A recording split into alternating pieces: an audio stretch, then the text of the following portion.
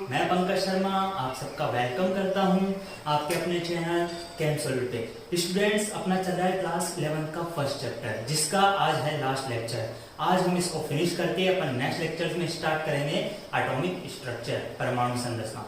तो आज अपन बात करते हैं कि आज वाले लेक्चर में अपन क्या क्या डिस्कस करने वाले हैं। तो first of all, how to balance the chemical equation, रासायनिक समीकरण को कैसे संतुलित करते हैं। सेकंड थिंग अपन यहाँ पे डिस्कस करेंगे इक्विवेलेंट मास, देन अपन आएंगे ग्राम इक्विवेलेंट, और लास्ट जो अपना टॉपिक होगा दैट इज नॉर्मेलिटी और उससे रिलेटेड क्वेश्चंस। ठीक है, तो बात करते हैं कि किसी भी बैलेंस केमिकल इक्वेशन को मेथड कितने हैं बैलेंस करने के, है ना। इक्वेशन को बैलेंस करने के मेथड बेसिकली हैं चार।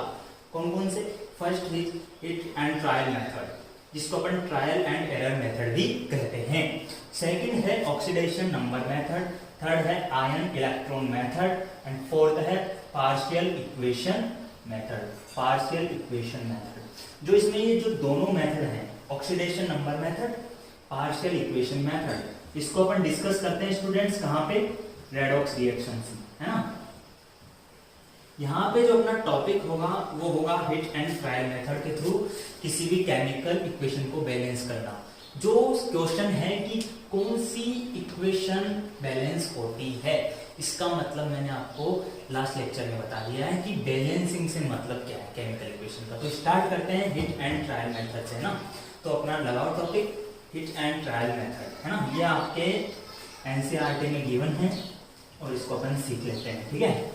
फिर अपन इसके बाद आगे बात करेंगे। तो हिट एंड ट्रायल मेथड की बात करता हूं जी।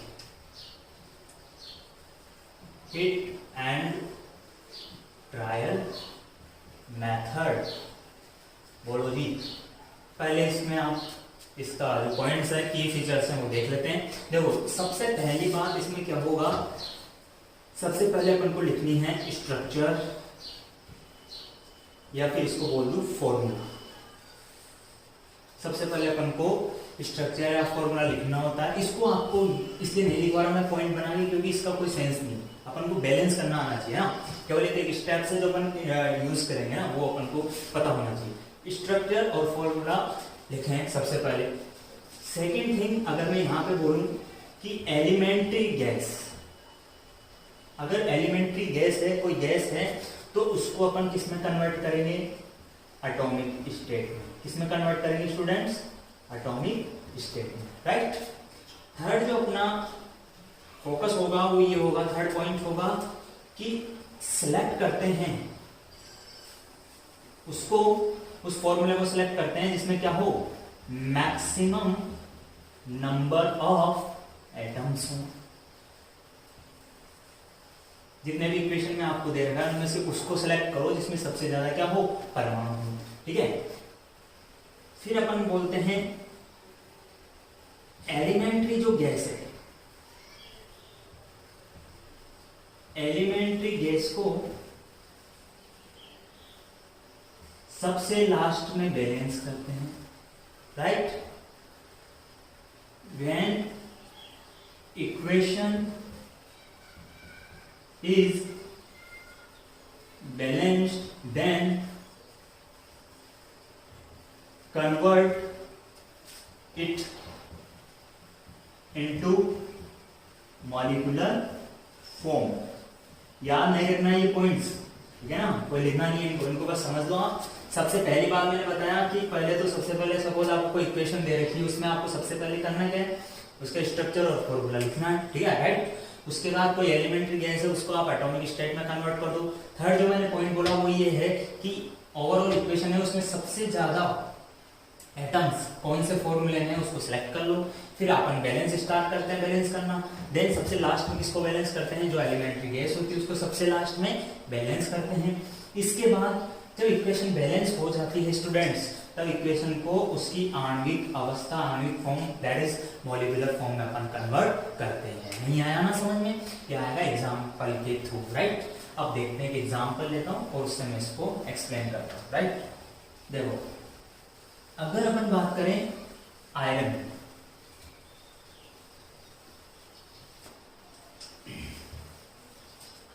सपोज इक्वेशन है Fe आयरन प्लस H2, ये बना रहा है Fe3O4 प्लस H2, राइट। इसको आपको करना है बैलेंस। ओके, तो बताओ सबसे पहला अपना क्या था, फॉर्मूला लिख लिया अपन ने, राइट। अपन ने फॉर्मूला लिख लिया है, फॉर्मूला डिजाइन कर लिया, राइट। अब अपन को करना क्या है, अपन को सबसे पहले जो गैस दी है, कोई एलिमेंट की गैस है, राइट, हाइड्रोजन गैस है, उसको सबसे पहले किसमें कन्वर्ट करेगा, उसको करेंगे एटॉमिक स्टेट में, राइट। तो अपन क्या करें, सबसे पहले एटॉमिक स्टेट में इसको कन्वर्ट कर लिया, ये हो गया, है ना, ये था। फिर इसके बाद अपना नेक्स्ट पॉइंट था कि उस फॉर्मूले को सिलेक्ट करो जिसमें सबसे ज्यादा एटम्स हैं। तो यहाँ पे सबसे ज्यादा एटम्स किसमें, इसमें ही है, तो इसको सिलेक्ट करके इसको बैलेंस करना स्टार्ट करो। देखो इसको सिलेक्ट करने से मतलब क्या है, इसको यहाँ पे लिख लिया। अब इसके अकॉर्डिंग आपको बैलेंस करना है इक्वेशन, राइट। आयरन कितने, 3, इधर कितना है 1, तो आयरन के आगे क्या लिख दोगे आप, 3, राइट, प्लस ऑक्सीजन कितने, 4, ऑक्सीजन 4 है, और यहाँ पे ऑक्सीजन कितना 1, तो इसको भी बैलेंस कर दो, ये हो गया 4। ओके, अब मेरी बात सुनो, जैसे यहाँ पे अपन ने 4 लिखा तो हाइड्रोजन ओवरऑल कितने हो गए, 4 2 जा 8। अगर मैं इसको 4 से मल्टीप्लाई कर दूं तो ये भी कितने हो जाएंगे, 8 हाइड्रोजन। तो मैं इसको ऐसे लिख सकता हूँ क्या, ये समझने के लिए था, यहाँ पे मैंने लिख दिया 8 हाइड्रोजन। अब एक बार चेक कर लो कि क्या इक्वेशन बैलेंस हो गई है। 3 आयरन है, दैट इज 3 आयरन। इसके बाद बात करें ऑक्सीजन, ऑक्सीजन भी कितने हैं, 4। ओके, हाइड्रोजन कितने हैं, 4 × 2 8, तो इधर 8 हाइड्रोजन, मतलब इक्वेशन क्या है, बैलेंस है। लेकिन अपना लास्ट पॉइंट क्या था, जब इक्वेशन बैलेंस हो जाए तो उसको मॉलिक्यूलर फॉर्म में चेंज कर दो। तो अपन क्या करेंगे, लास्ट इक्वेशन जो अपना फाइनल बनेगा 3Fe + 4H2O, Fe3O4, और इसको अपन मॉलिक्यूलर फॉर्म में चेंज कर देंगे, ये 4H2। ये आपकी होगी balanced chemical equation from hit and trial method, which is also known as trial and error method. Okay, ये बन गया। एक और एग्जांपल ले लें इसका, इसको लिख लो आप स्क्रीनशॉट लेके। इसके बाद अपन एक एग्जांपल लेते हैं प्रोपेन के कंबशन रिएक्शन का। ओके, देखो आप सबको पता है कि जब भी कंबशन रिएक्शन ऑर्गेनिक कंपाउंड में अपन पढ़ते हैं तो वहां पे जो प्रोडक्ट बनता है वो बनता है कार्बन डाइऑक्साइड और वाटर, राइट। अब इस इक्वेशन को आपको बैलेंस करना है। क्या ये इम्बैलेंस है, पहले तो ये देख लो, कार्बन 3 है, कार्बन 1 इम्बैलेंस है, मतलब अपन को बैलेंस करना है। स्टार्ट करता हूँ, इसमें गैस कौन है, ये ऑक्सीजन गैस। अब ऑक्सीजन गैस है, कार्बन डाइऑक्साइड भी है ना, ये ऐसा मत बोलना कि ये गैस नहीं है, बिल्कुल है। अपन इसको एटॉमिक स्टेट में लेके बैलेंस करना स्टार्ट करते हैं। देखो सबसे पहली बात फॉर्मूला लिख लिया है, इसके बाद गैस को किस में लाओ, एटॉमिक स्टेट में, राइट। ये एटॉमिक स्टेट में आ गई, और बाकी एज इट इज आप लिख दो। अब वो फॉर्मूला सेट करो जिसमें सबसे ज्यादा एटम है, किसमें है, इसमें, क्योंकि इसमें 3 कार्बन और 9 हाइड्रोजन। तो इसके अकॉर्डिंग आप बाकी सब बैलेंस करना शुरू करोगे, राइट। ऑक्सीजन तो है नहीं, लेकिन कार्बन कितने हैं भाई, 3, तो ये हो गए 3 कार्बन। हाइड्रोजन कितना है, 9, राइट, 9 हाइड्रोजन है। तो यहां से अपन क्या बोलेंगे, देखो मेरी बात सुनो, कार्बन हो गया बैलेंस। प्रोपेन की बात कर रहे हैं ना, प्रोपेन की तो अपन C3H8 होगा फॉर्मूला, इसको करेक्ट करो। हाइड्रोजन कितने हैं, 8। तो यहां से अगर कार्बन 3 बैलेंस हो गए तो अपन क्या बोलेंगे, हाइड्रोजन को बैलेंस करने के लिए टोटल 8 बनाने, यहाँ पे कोएफिशिएंट क्या यूज करेगा, 4, ये 4H2, राइट। अब ऑक्सीजन इम्बैलेंस है, ऑक्सीजन को भी बैलेंस करो। तो ऑक्सीजन कितने हैं ओवरऑल, देखो 3 दूना 6 और 4 10, तो यहाँ पे लिख देंगे 10। लेकिन ऐसे लिखना उचित नहीं होगा, अपन को इसको किसमें कन्वर्ट करना पड़ेगा, मॉलिक्यूलर फॉर्म में। तो अपन क्या करेंगे, ये propane plus 5O2 3CO2 plus 4H2O, ये आपका हो गया complete balance equation, which is propane का कंबशन रिएक्शन, है ना। कितने मोल चाहिए ऑक्सीजन के, 5 मोल, तब जाके 3 मोल कार्बन डाइऑक्साइड और 4 मोल वाटर रिलीज होगा। ठीक, ये था हिट एंड ट्रायल मेथड। इसका इतना ही अपन को आइडिया भी लेना है स्टूडेंट्स। जो बैलेंस करना है केमिकल इक्वेशन को, उस टॉपिक को मैं अलग से वीडियो में बनाऊंगा, उसमें मैं आपको जितने भी मेथड्स हैं उसमें मैं इलाबरेट कर दूंगा, अच्छे से उसको समझाऊंगा। तो यहाँ पे आपको इतना ही सीखना है। ये प्रोपेन था, ऑक्सीजन के रिएक्शन था, इसके साथ कार्बन डाइऑक्साइड और H2 बन रहा था, जिसको अपन को हिट एंड ट्रायल मेथड से बैलेंस करना है, राइट। अब चलते हैं आगे जो अपना मेन टॉपिक्स है। तो लगाओ अपना आज का सबसे पहला टॉपिक ग्राम इक्विवेलेंट, ग्राम तुल्यांक। क्योंकि ये अगर अपन समझेंगे तभी अपन नॉर्मेलिटी को अच्छे से सीख पाएंगे। ग्राम इक्विवेलेंट, ग्राम इक्विवेलेंट, ध्यान देना चाहिए। इसमें एक वर्ड है इक्विवेलेंट, मतलब इक्वल इक्वल, समान समान, है ना, इसका भी मतलब है। तो ध्यान दो, मैं इसको स्टार्ट करता हूं यहां से समझाना। सपोज ए और बी, राइट, ये दो रिएक्टेंट मिलके प्रोडक्ट बनाते हैं सी और डी, ओके। अब यहाँ पे ये जो ए है, अगर मैं इसके आगे कोएफिशिएंट लिख दूं स्मॉल बी के आगे लिख दूं स्मॉल बी और यहाँ पे सी एंड डी, तो इसको पढ़ूंगा मैं कैसे? मैं बोलूंगा ए के ए मोल, बी के बी मोल, सी के सी मोल और डी के डी मोल, राइट। कहने का मतलब ए और बी मोल किन किन के? ए बी के मिलकर क्या बनाते हैं? सी और डी मोल रेस्पेक्टिवली किन किन के? सी और डी के, यही तो होगा। अब देखो, अगर ये इक्वेशन बैलेंस है तब तो आप बोल सकते हो कि ए का कितना मोल चाहिए? ए मोल, बी का कितना चाहिए? बी मोल, तब जाके क्या मिलेगा? सी का सी मोल और डी का डी मोल, राइट। कहने का मतलब ये है कि इक्वेशन अगर बैलेंस होगी, क्या बोला मैंने?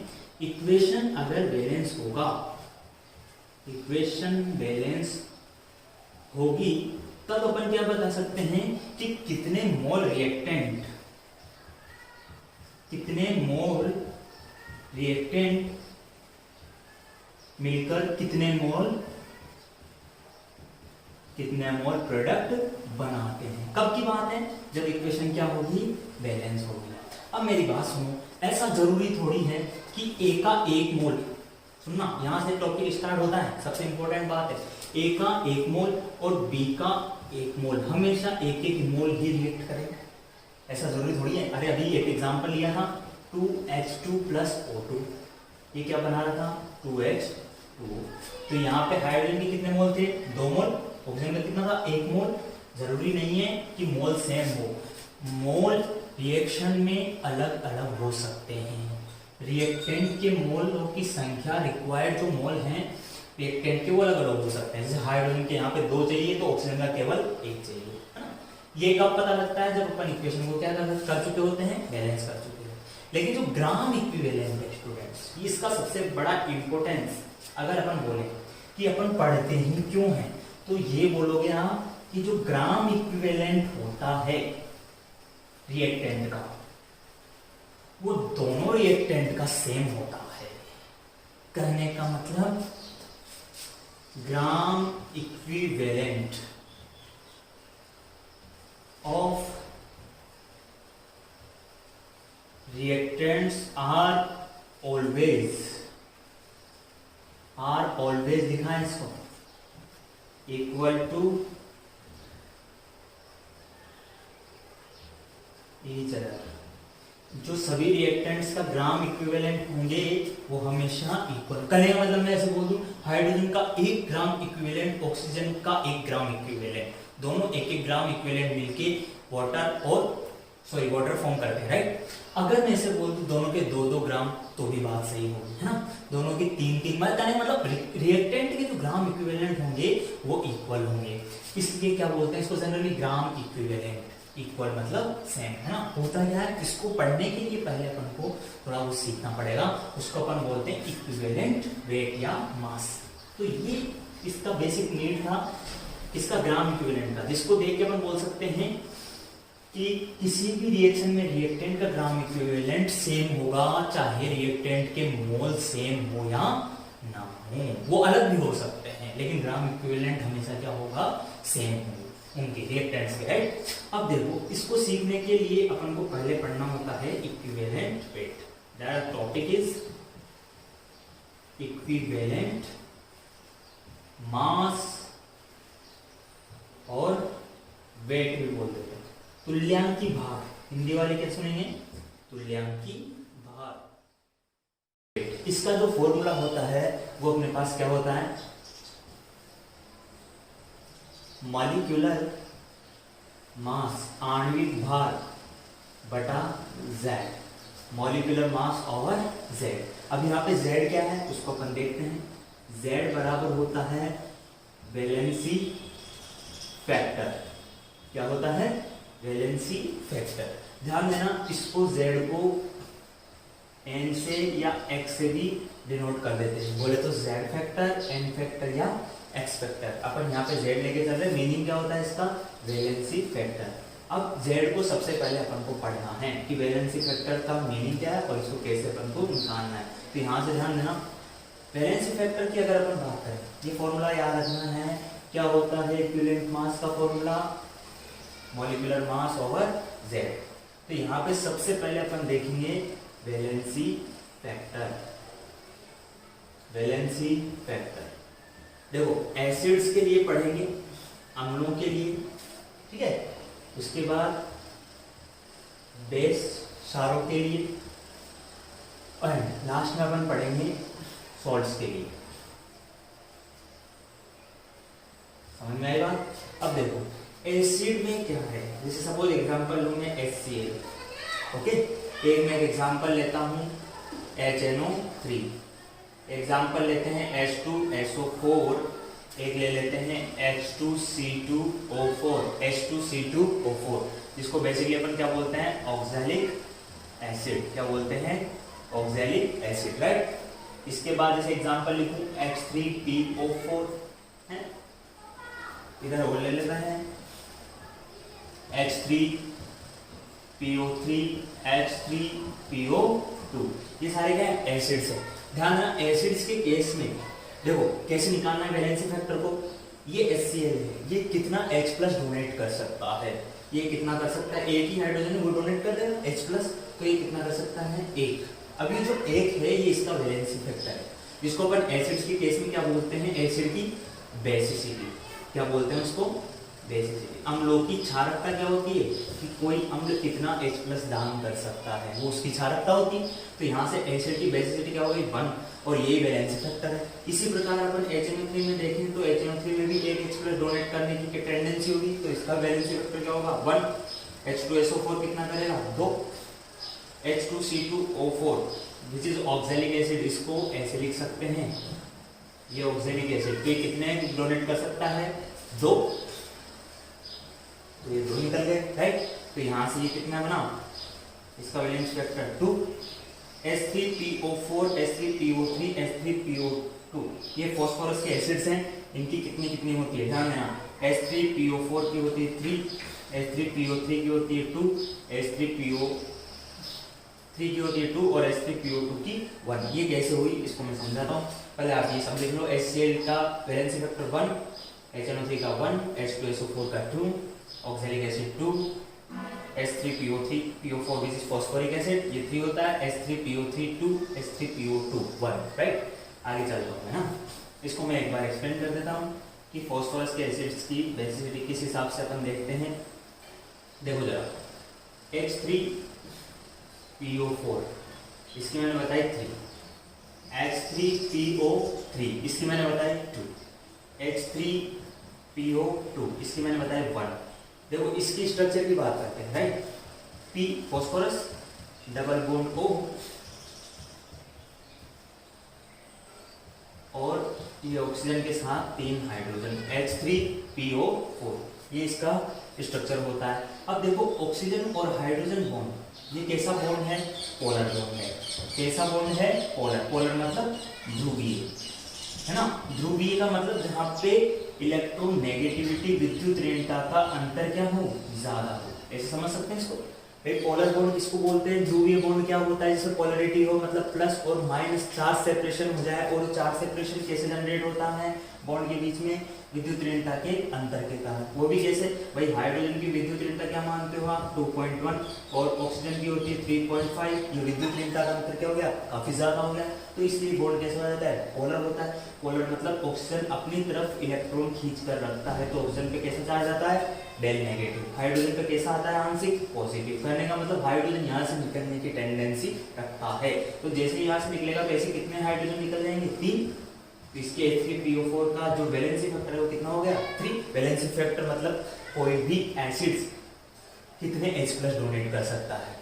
तो एसिड के केस में वो उसकी क्या होती है, वैलेंसी फैक्टर या Z इसको अपन बोलते हैं। लेकिन जैसे ही अपन बात करते हैं H3PO3 की, तो उसके केस में क्या हो जाएगा, देखो हाइड्रोजन अभी भी 3 है, लेकिन बेसिसिटी क्या आ रही है, बेसिसिटी क्या आ रही है, 2। या वैलेंसी फैक्टर कितना आ रहा है इसके लिए, 2। वो कैसे आ रहा है, देखो H3PO3, ये सीधा हाइड्रोजन यहाँ से हो गया और ये इसका स्ट्रक्चर हो गया H3PO3। देखो 2 ही बॉन्ड पोलर है। फॉस्फोरस और हाइड्रोजन बॉन्ड का नेचर कैसा होता है, कोवेलेंट नेचर होता है, सहसंयोजक। क्यों, क्योंकि इनमें विद्युत ऋणता का अंतर ही नहीं होता। फॉस्फोरस 2.1 विद्युत ऋणता की, हाइड्रोजन की भी क्या होती है 2.1। ये प्योर कोवेलेंट बॉन्ड होता है, प्योर शुद्ध सहसंयोजक बंध होता है। कहने का मतलब यहाँ पे पोलैरिटी नहीं है।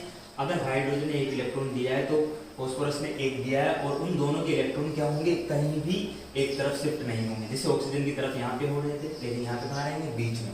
तो ये वाला बॉन्ड नहीं टूटता। तो यहाँ से कौन टूटेगा, केवल ये।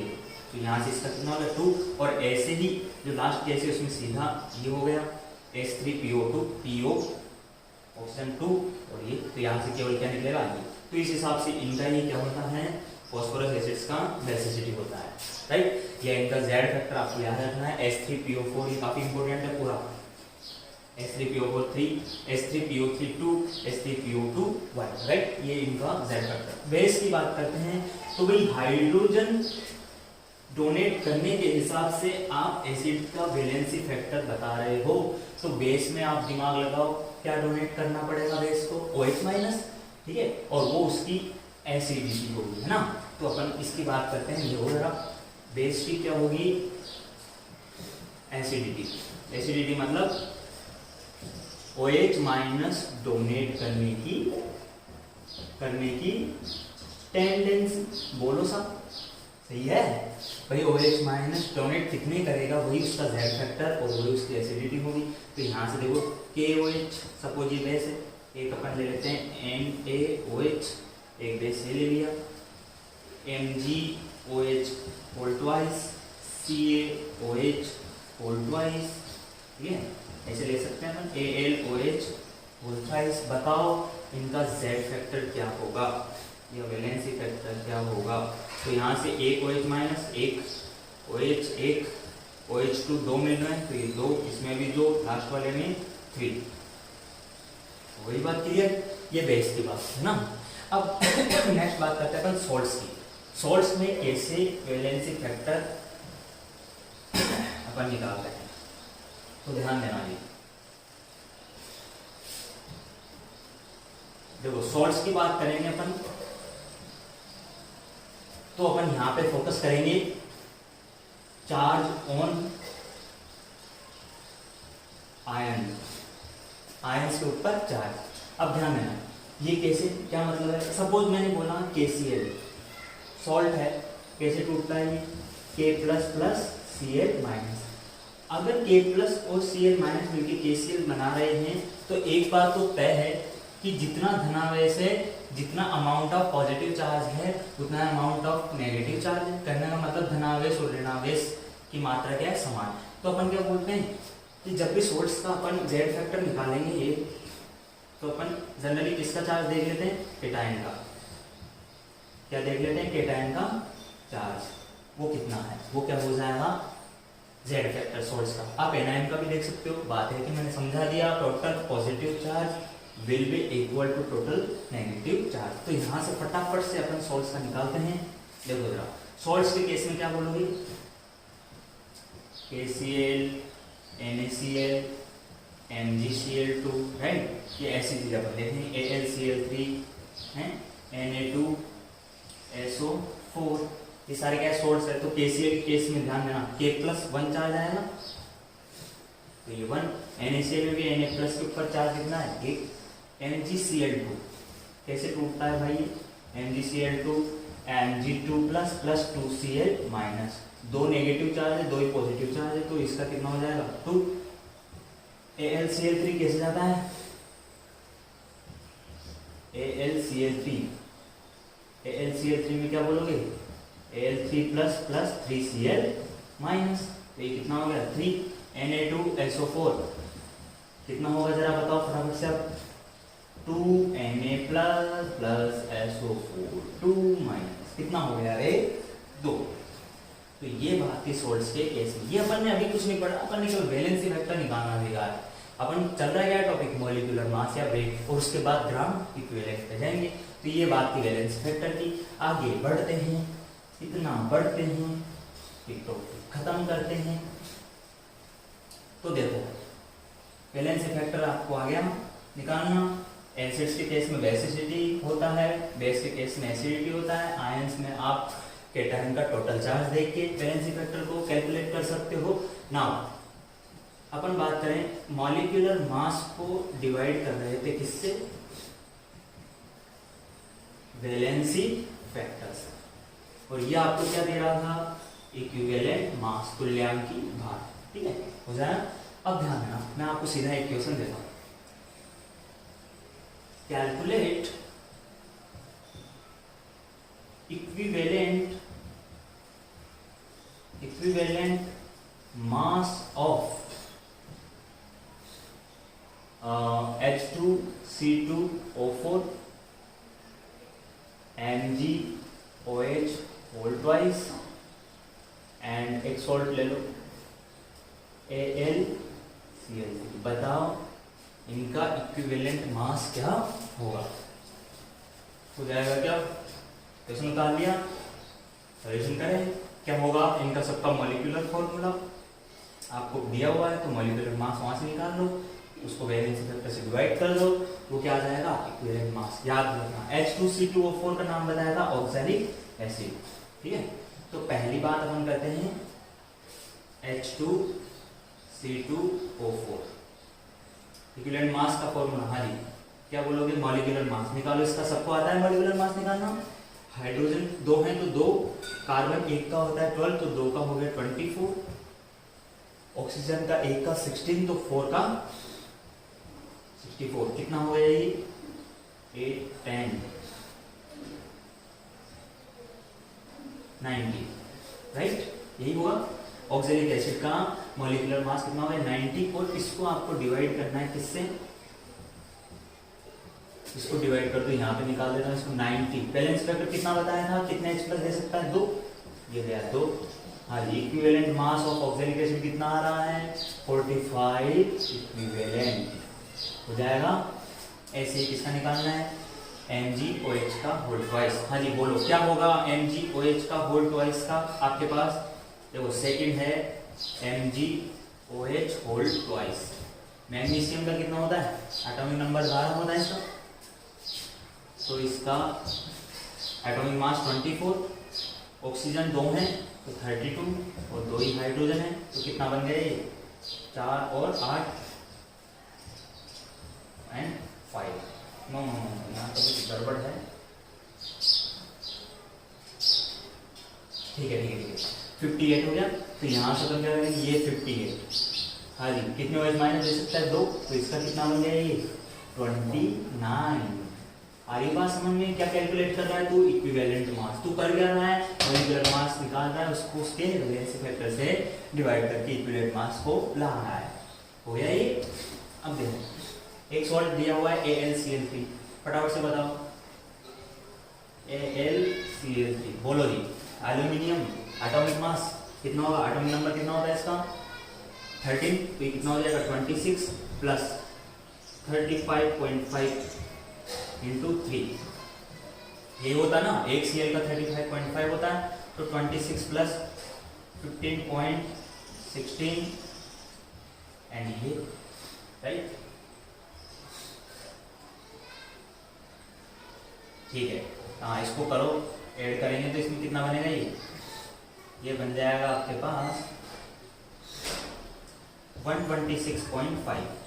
ये क्या आ गया इसका मॉलिक्यूलर मास। इसको डिवाइड कितने करना, कितने कैटायन पे चार्ज है, this is salt Al3। Cation पे चार्ज कितना था अभी बताया था जस्ट 2 मिनट पहले, एल्यूमिनियम +3 3Cl माइनस कितना है 3। इसको किससे डिवाइड कर दोगे 3 से, कितना बना ये 4 टाइम्स एंड 2 1, ये बन जाएगा 42.16, राइट। ये क्या हो गया इनका इक्विवेलेंट मास। क्या बताया, इक्विवेलेंट मास के लिए आपको आना चाहिए वैलेंसी फैक्टर, वो मैंने बता दिया। अगर मॉलिक्यूलर मास से वैलेंसी फैक्टर को डिवाइड कर दोगे तो क्या मिलेगा आपको इक्विवेलेंट मास। ये तो बात हो गई इक्विवेलेंट मास की, लेकिन अपना मेन काम क्या है, ग्राम इक्विवेलेंट तक जाना। हाँ क्या है जी, ग्राम इक्विवेलेंट तक जाना। अब मेरी एक बात ध्यान से सुनना, अगर आपने ये निकाला है तो इसको ग्राम इक्विवेलेंट से कैसे कैलकुलेट करना है, कैसे अप्रोच करना है। ग्राम इक्विवेलेंट क्या होता है, देखो इसका जो फॉर्मूला होता है वो होता है मास और इक्विवेलेंट मास, मास ओवर इक्विवेलेंट मास। बहुत इंपॉर्टेंट फॉर्मूला है। ग्राम इक्विवेलेंट बराबर क्या होता है, जो द्रव्यमान आपको दिया जाएगा उसमें आप तुल्यांक की भार से उसको क्या कर दोगे, डिवाइड कर दोगे, तो आपके पास क्या आ जाएगा ग्राम इक्विवेलेंट। आ रहा है के बाद समझ में, ग्राम इक्विवेलेंट बराबर मास ओवर इक्विवेलेंट मास, कर लोगे। चले आगे, अब देखो जरा कैसे इसको अपन को करना है। Gram equivalent is equal to क्या हो गया, मास ओवर इक्विवेलेंट मास। बताऊं मैं इसको कैसे करना है आपको, देखो ध्यान देना, मैंने आपको बताया था कि जो ग्राम इक्विवेलेंट होता है, राइट, वो ग्राम इक्विवेलेंट एक खास बात होती है कि जो रिएक्टेंट है, चाहे 3 रिएक्टेंट हैं, 4 रिएक्टेंट मिलकर प्रोडक्ट बना रहे हैं, तो जो 4 रिएक्टेंट की जो रिक्वायरमेंट होगी उनके अमाउंट की, वो हमेशा क्या होगी ग्राम इक्विवेलेंट में सेम होगी। चाहे वो 2-2 ग्राम इक्विवेलेंट लो, 3-3 लो, 1-1 लो, ग्राम इक्विवेलेंट हमेशा क्या होंगे समान, चाहे मोल इक्वल हो या ना हो। अब देखो एक और चीज यहाँ से अपन देख लेते हैं साथ में कि ग्राम इक्विवेलेंट का अपन ने फॉर्मूला क्या पढ़ा, मास ओवर इक्विवेलेंट मास, ये तो पढ़ के आए हो। अब ध्यान दो, इक्विवेलेंट मास क्या था, ये था क्या, मास over molecular mass into Z, ये था। ये क्या चीज है, मास ओवर मॉलिक्यूलर मास, इसको ही आप क्या बोलते हो, मोल्स इनटू जेड। तो ये जो रिलेशन आपका आया है, this is very very important. Gram equivalent का मोल से रिलेशन क्या होता है, मोल्स को, दिए गए मोल्स को जेड फैक्टर से या वैलेंस फैक्टर से मल्टीप्लाई करते हैं, आपको क्या मिल जाता है ग्राम इक्विवेलेंट।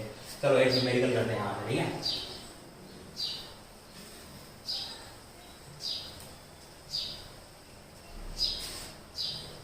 अगर न्यूमेरिकल की बात करें अपन ग्राम इक्विवेलेंट वाली की, तो यहाँ पे ध्यान देना जरा, क्वेश्चन लिखता हूं मैं, a sample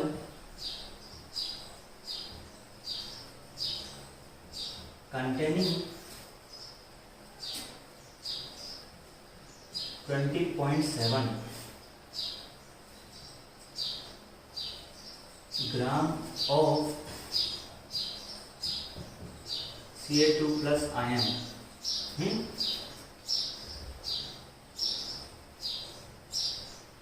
calculate the number of milli equivalents of Na2CO3 to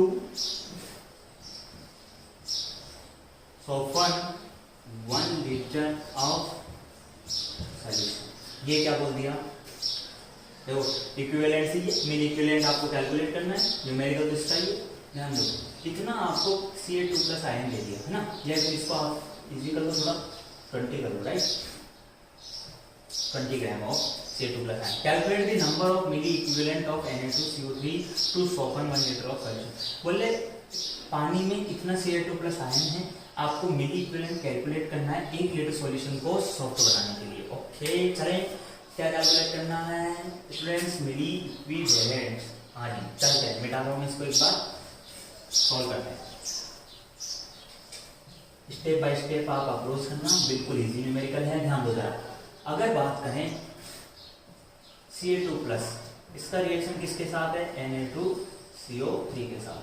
क्या बनाएगा ये? CaCO3 plus 2 Na plus, right? यही है, ये हो गया. ये कितना दिया? अब देखो इसका अपन को क्या निकालना है पहले. कैल्शियम का एटॉमिक मास कितना होता है? 40 ग्राम, राइट? Na2CO3 का कितना होगा? सोडियम एक का होता है 23, तो दो का हो गया 46 प्लस कार्बन 12 प्लस ऑक्सीजन कितना है? 48. कितना हो गया ये? 106 ग्राम. कहने का मतलब 40 ग्राम कैल्शियम, 106 ग्राम सोडियम कार्बोनेट, ये मिलकर क्या बनाते हैं? Calcium carbonate plus 2Na plus. Okay, ये अपन को यहाँ से आइडिया मिला. अब देखो जरा भाई, मैं ऐसे बोल दूं 40 ग्राम Ca2 plus reacts with Na2CO3 कितने ग्राम के साथ कर रहा है? 40 ग्राम किसके साथ कर रहा है? 106 ग्राम के साथ. अपन को दिया कितना? 20 ग्राम Ca2 plus reacts with Na2CO3, तो ये कितना हो जाएगा? 106 ओवर 40 इंटू 20. बोलो जी कितना बनेगा ये? 253, राइट? ये बनेगा.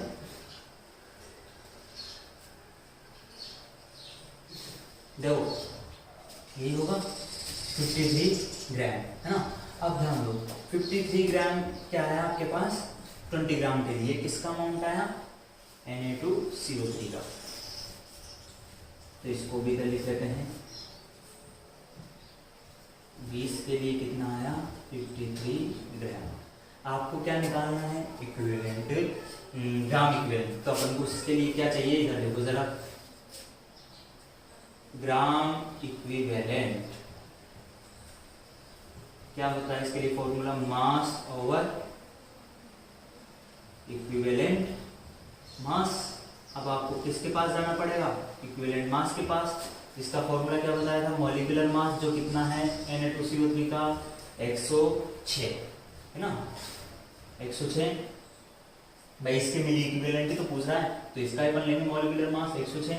और Na प्लस पे चार्ज कितना है? 2, तो ये कितना बन गया? 53. बोलो जी यही है. ये भी कितना है आपका? 53 ग्राम. समझ लो बात को. रिक्वायर्ड भी कितना है? 53. ये भी कितना है? 53. अब अपने पास इक्विवेलेंट मास कितना गया? 53. मास कितना दिया गया है? जो मास आपको दिया गया है करने वाला, जो अपन ने कैलकुलेट करा है Na2CO3 का, तो यहाँ से ध्यान दो 53 ग्राम इक्विवेलेंट. 53 ये मास अपन को रिक्वायर्ड है. 20 ग्राम Ca2 प्लस के लिए कितना निकाला? 53 ग्राम. हाँ जी, इक्विवेलेंट मास भी कितना आया? 53 ग्राम. तो ये क्या हो गया? 1 ग्राम, सॉरी 1 इक्विवेलेंट, 1 ग्राम इक्विवेलेंट. अगर इसको मिलीग्राम में, मिली इक्विवेलेंट में कन्वर्ट करना पड़ेगा तो 10 की पावर -3 से क्या कर दूंगा मैं? डिवाइड कर दूंगा. ठीक है, तो ये ग्राम इक्विवेलेंट तो आपने ऐसे निकाल दिया, है ना? क्वेश्चन में कर लेना कि कैलकुलेट द ग्राम इक्विवेलेंट. कितना आया? 1 ग्राम इक्विवेलेंट, है ना?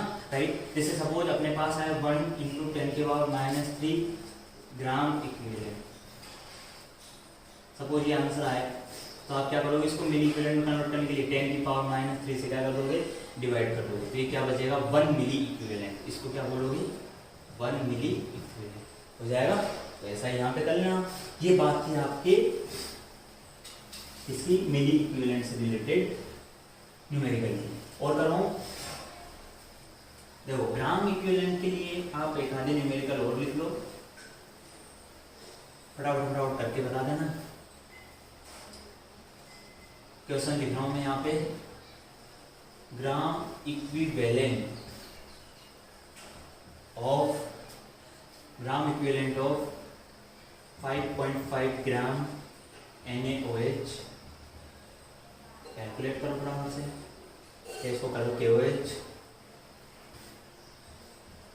ठीक है। एक कर लो 4.5 ग्राम H2C2O4, ये फर्स्ट हो गया, ये सेकंड हो गया। एक और दे देता हूँ, calculate gram equivalent of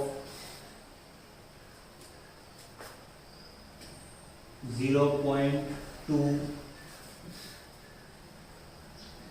of 5 मोल, ऐसे करो 5 मोल ऑफ H2SO4। ये 3 आपके पास क्वेश्चन है, फटाफट से इनको करो। 5.5 ग्राम KOH का ग्राम इक्विवेलेंट कैलकुलेट करना है, as it is 4.5 gram H2C2O4 that is oxalic acid, और एक आपको मैंने दिया है कि H2SO4 के 5 मोल्स हैं, तो बताओ ग्राम इक्विवेलेंट कितने होंगे। ध्यान देना, ये आपको 5.5 ग्राम KOH दिया है। तो सबसे पहले ग्राम इक्विवेलेंट निकालने के लिए मैं एक तरफ लिख रहा हूँ, इसका जनरल फॉर्मूला क्या था, मास over gram equivalent, equivalent mass यही था, और फिर इसको क्या किया था अपन ने, मास over molecular mass into Z, यही था। अब फटाफट से बता दो कितना, कितने ग्राम दिया है, मास कितना दिया, 5.5। KOH का आज पोटेशियम कितना होता है, 90, तो इसका एक का 39 एटॉमिक मास होता है, ऑक्सीजन का 16 और एक हाइड्रोजन 17, ये कितना बना,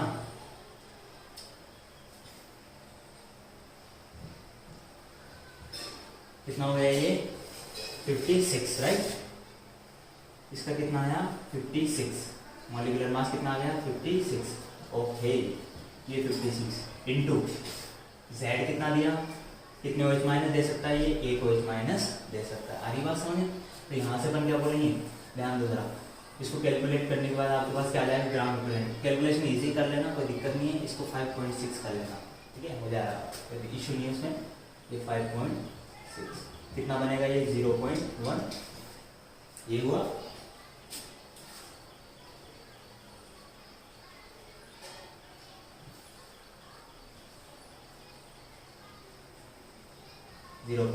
ओके। 4.5 ग्राम H2C2O4 कैलकुलेशन देख लिया करोगे ना, बोर्ड पे थोड़ी गलतियां हो जाती है, इससे मैं चेक कर लेता हूँ। 4.5 ग्राम H2C2O4, बोलो जी मास कितना दिया 4.5, H2C2O4 कितना था, इसका कैलकुलेट किया था आपने 90 ग्राम, तो इसका 90 ग्राम तो ये हो गया। Z फैक्टर कितना था इसका 2, तो ये भी कितना बन गया 0.1, बोलो जी ये भी कितना है 0.1 ग्राम इक्विवेलेंट। 0.1 ही क्या आया था, ये आया था ग्राम इक्विवेलेंट, ओके। हाँ, इसमें कैसे करोगे कि 5 मोल H2SO4 है, बताओ कितने ग्राम इक्विवेलेंट है, बताओ, बोलो कैसे करोगे। फॉर्मूला है आपके पास, क्या बताया था, ग्राम equivalent is equal two moles into Z। कितने मोल है, 5 मोल है, Z कितना है H2SO4 का 2 है, कितने आ गए 10 ग्राम इक्विवेलेंट हो जाएगा। ये इसका आंसर हो गया, तो ये रिलेशन यूज करना था। इतनी बातें समझ में आई क्या, ग्राम इक्विवेलेंट क्या है, mass upon equivalent mass, equivalent mass आपने निकाला, molecular mass over Z factor, Z factor आपने बताया एसिड बेस एंड सोल्स के लिए। चलते हैं आगे, ध्यान देना। देखो ग्राम इक्विवेलेंट जो होता है वो रिएक्शन पे भी डिपेंड करता है, किस पे डिपेंड करता है, रिएक्शन देखकर अगर आपको रिएक्शन दी गई है तो आप बताओगे कि कितने ग्राम इक्विवेलेंट वहां पर है। तो देखो उसके लिए मैं आपको एक रिएक्शन लिख के समझा देता हूँ, ठीक है, कि कैसे ग्राम इक्विवेलेंट किस पे डिपेंड कर रहा है, रिएक्शन पे डिपेंड कर रहा है। देखो H2SO4 प्लस 2KOH, तो ये KHSO4 प्लस H2 बैलेंस है क्या, देख लेना। पोटेशियम ये हो जाएगा,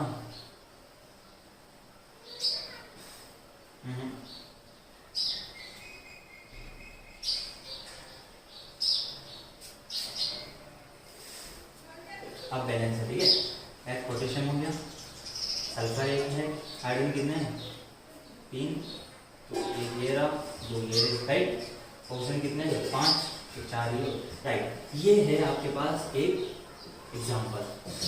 अब इसमें आपसे पूछ ले कि H2SO4 है, H2SO4 है तो इसके ग्राम इक्विवेलेंट कैलकुलेट करके बताइए। तो आप कैसे करोगे, आप क्या मानोगे H2SO4 का Z फैक्टर, जरा बताओ। दो मानोगे, क्योंकि मैंने ये सिखाया H2SO4 का Z फैक्टर क्या होता है 2, लेकिन यहाँ पे ऐसा नहीं हुआ, रिएक्शन आपको दी गई है।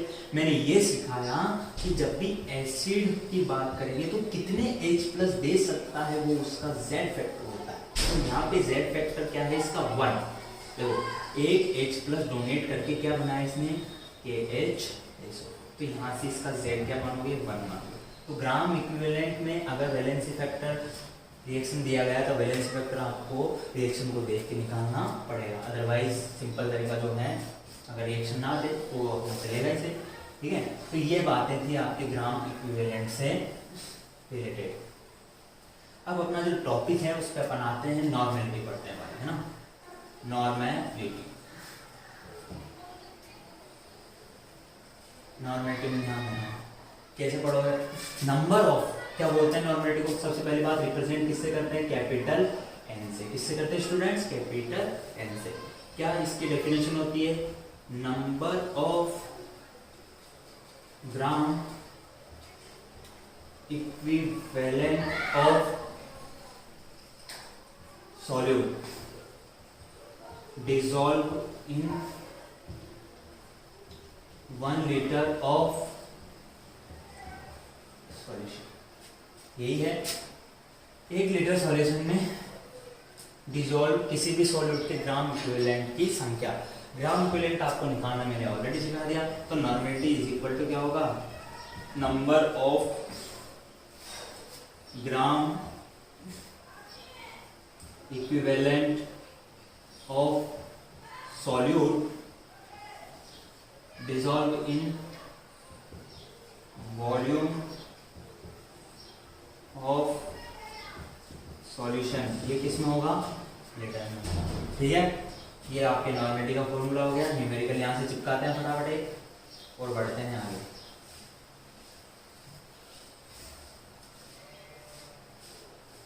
चलें, चलता हूँ, मिटा दो इसको फॉर्मूले को। चलो पहले इसका फॉर्मूला लिखो आप नॉर्मेलिटी का फटाफट से। Normality N is equal to, लिखो, number of gram equivalent of solute over volume of solution. ये किसमें हो जाएगा, लीटर, ये होगा, ठीक है। तो यहाँ से अपन करते हैं एक क्वेश्चन कर लेते हैं। यूनिट क्या हो जाएगी इसकी, यूनिट हो जाएगी इसकी, बोलो क्या दिख रहा है, ग्राम इक्विवेलेंट पर लीटर, ग्राम इक्विवेलेंट पर litre. Calculate the normality of solution containing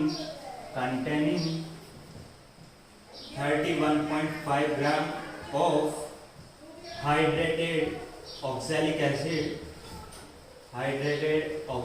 acid in 1250 ml of solution।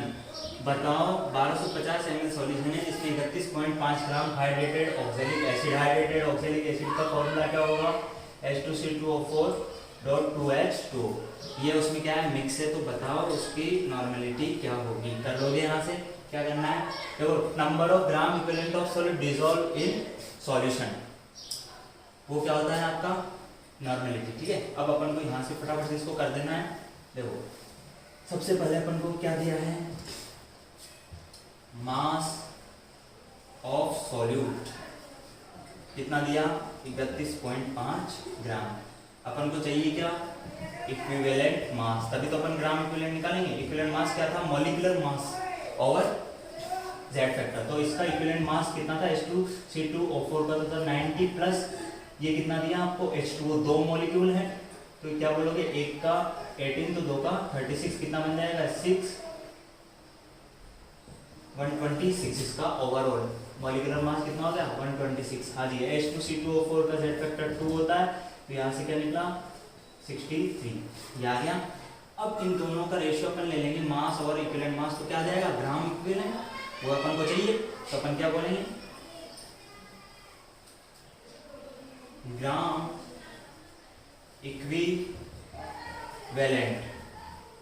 31.5 gram over 63 ग्राम क्या बनाई, ये अप्रोक्स बनेगा 0.5 ग्राम इक्विवेलेंट। ये अपने पास ग्राम इक्विवेलेंट आ गए। अब अपन को नंबर ऑफ ग्राम इक्विवेलेंट आ गए, तो आपके पास वॉल्यूम कितना दिया उसका 1250 ml चाहिए इसमें लीटर में, तो फटाफट से नॉर्मलिटी बराबर नंबर ऑफ ग्राम इक्विवेलेंट कितना है 0.5, कितना दिया वॉल्यूम 1250 ml में दिया, 1000 से डिवाइड कर देंगे आपके पास आंसर आएगा 0.4 n। कितना हो गया 0.4 n नॉर्मल का सॉल्यूशन है, इसका नॉर्मलिटी का आंसर है। ठीक है, अब देखो एक चीज यहाँ पे इंपॉर्टेंट अपन और पढ़ लेते हैं फटाफट से, क्या relationship between normality and molarity. Relationship between molarity and normality. देखो दोनों के फॉर्मूले लिख लो। मोलरिटी बराबर क्या था मास ओवर मॉलिक्यूलर मास, मास ओवर मॉलिक्यूलर मास, यही तो था।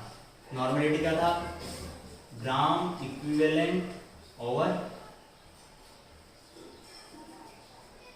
सॉरी ये मैंने क्या लिख दिया, ये ऐसा नहीं था, ये था नंबर ऑफ मोलरिटी बात है, number of moles of solute, sorry, और यहां से क्या हो जाएगा वॉल्यूम ऑफ सॉल्यूशन, और नॉर्मलिटी क्या था volume of solution, gram equivalent over volume of solution. अब ध्यान देना, अगर मैं इसका रिलेशनशिप निकालूं N/M, तो यहां से ग्राम इक्विवेलेंट ओवर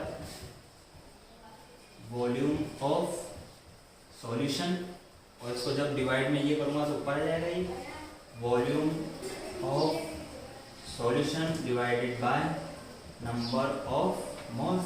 तो अल्टीमेटली अपने पास क्या बना वॉल्यूम ऑफ सॉल्यूशन गया, तो फॉर्मूला क्या बना नीचे कौन आ जाएगा नंबर ऑफ मोल्स। बोलो जी ये हो गया। अब ध्यान देना ग्राम इक्विवेलेंट का क्या था खुद का formula mass over equivalent mass, ये तो था मास over equivalent mass. Number of moles का क्या था मास ओवर मॉलिक्यूलर मास, तो यहां से ऊपर कौन जाएगा मॉलिक्यूलर मास, नीचे कौन आ गया मास, तो इससे ये कैंसिल आउट, अल्टीमेटली क्या बना आपके पास मॉलिक्यूलर मास ओवर क्या बना इक्विवेलेंट मास, इक्विवेलेंट मास। बोलो जी इसको भी थोड़ा जनरलाइज कर लो। N/M चल रहा है अपना relationship, molecular mass over equivalent mass. Equivalent mass को कैसे लिख सकता है मॉलिक्यूलर मास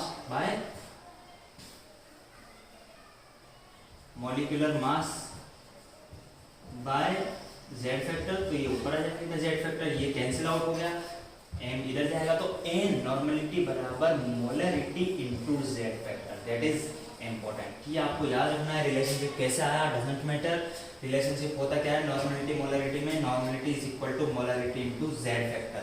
जो अपन एसिड के केस में क्या बोलते हैं, एसिड के केस में क्या बोलते हैं Z को बेसिसिटी, और बेस के केस में क्या बोलते हैं एसिडिटी, राइट कर लोगे। और सोल्ट्स के केस में नंबर ऑफ आयंस के हिसाब से अपन 4 निकाल लेते हैं केटायन टोटल, तो अपन को क्या दे देता है Z फैक्टर, राइट। ये तो बात थी N/M रिलेशनशिप की। तो यहाँ से देखो जैसे अगर मैं आपको बोल दूं कि कोई सॉल्यूशन है जो कितना मोलर है, सपोज जैसे लिख दे question 1, calculate normality of 0.02 m solution, बताओ। तो आप क्या करोगे मोलरिटी को ऑफ H2SO4 कर लो, ये लो Z चाहिए H2SO4, तो N इज इक्वल टू कितना हो गया 0.02 इंटू 2, इसका Z कितना होता है H2SO4 का 2, आंसर क्या जाएगा 0.04 N, ये हो गया एक न्यूमेरिकल, इससे रिलेटेड हो जाएगा, ऐसे सीखना है अपन को इसको, ठीक है। तो ये बात थी नॉर्मलिटी की। अब ध्यान देना एक बात, जब आपने नॉर्मलिटी पढ़ा तो आपने बोला कि जो ग्राम इक्विवेलेंट है सॉल्यूट के, वो कितने डिसॉल्व हैं सॉल्यूशन के वॉल्यूम में। जब अपन मोलरिटी पढ़ रहे थे तब अपन बोल रहे थे number of moles of solute dissolve in solution, वो भी किसमें था, लीटर में।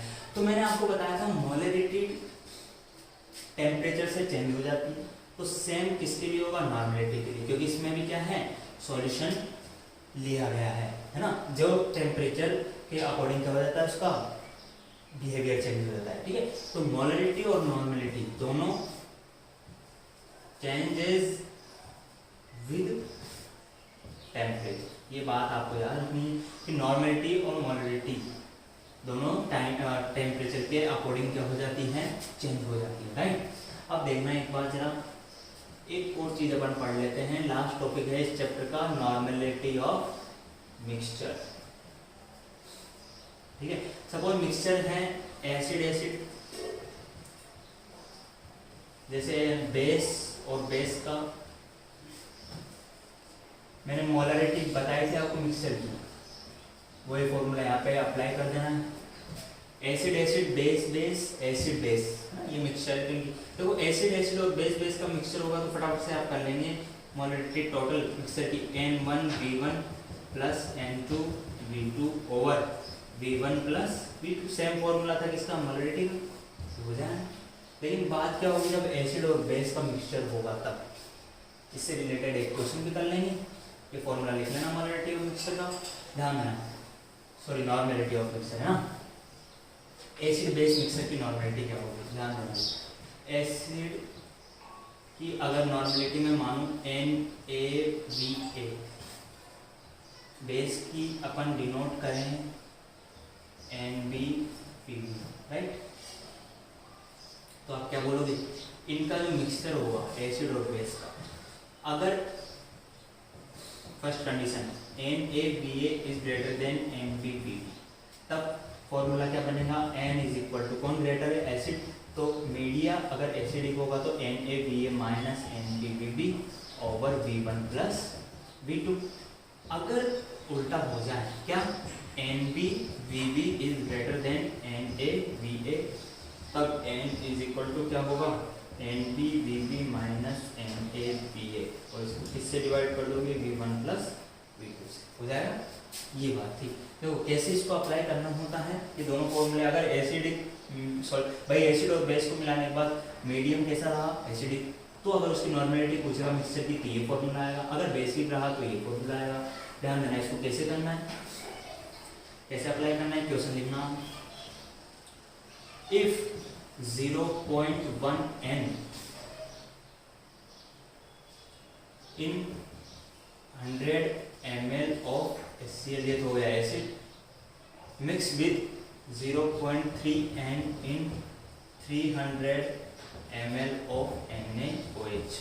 तो बताओ N ऑफ मिक्सचर बोले नॉर्मलिटी ऑफ मिक्सचर क्या होगी, कर लोगे, देखो जरा कैसे करना है इसको, डेटा हटा दूँ, 0.n सॉल्यूशन है 100 ml में, 0.3 N इन 300 ml ये NaOH के साथ है।